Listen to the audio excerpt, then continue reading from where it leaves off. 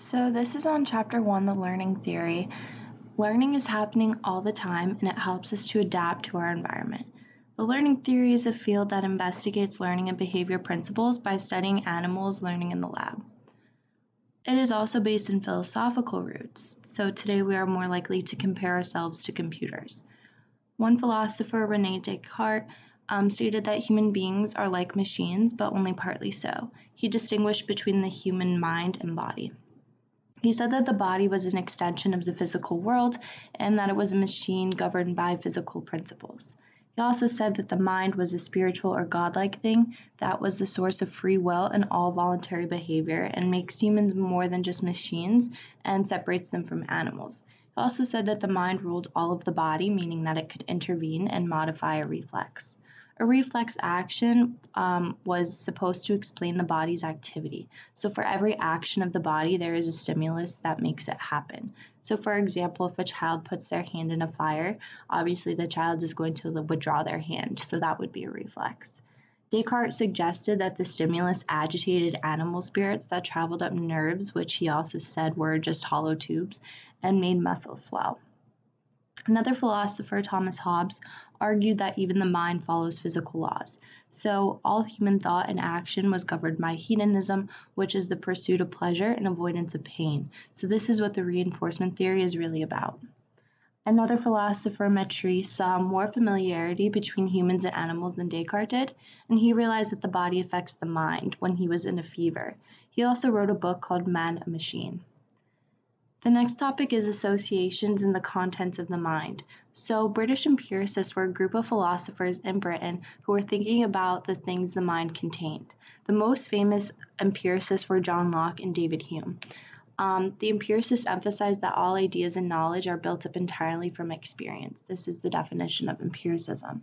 They also took an atomistic approach, which meant that they believed that the mind receives only simple sensations and that these simple inputs are combined to build up all complex ideas.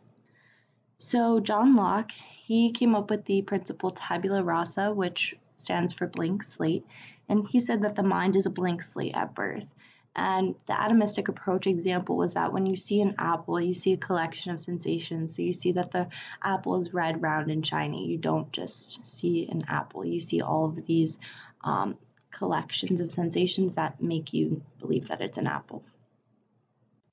Another empiricist, Hume, he emphasized the importance of associations between ideas. So if we eat the apple, it might taste sweet.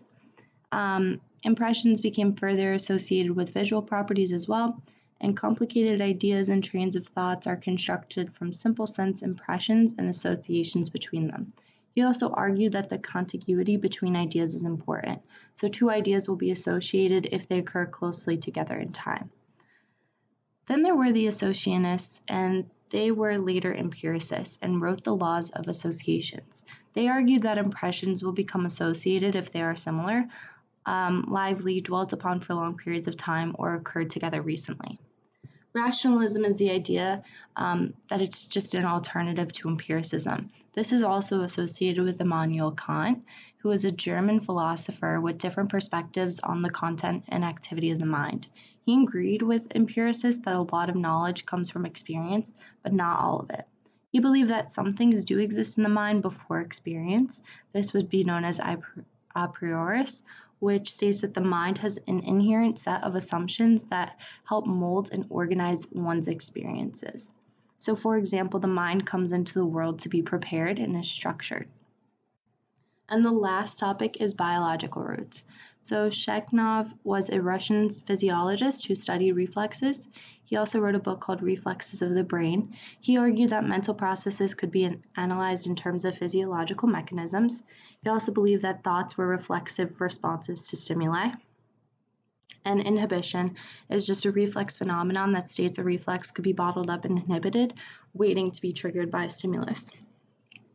Then we have Darwin, who wrote a book called On the Origin of Species by Means of Natural Selection and the Descent of Man and Selection in Relation to Sex. He believed that the mind has evolved as well. Then there were early comparative psychologists who are a group of English scientists. Their goal was to trace the evolution of the mind by studying the mental lives of animals. One of these psychologists was Romanes. He saw himself as a kind of geologist and collected examples of animal behavior and made inferences about the kinds of mental abilities they represented or required. His thinking was based on the idea that evolution works as a linear progression from simple to complex.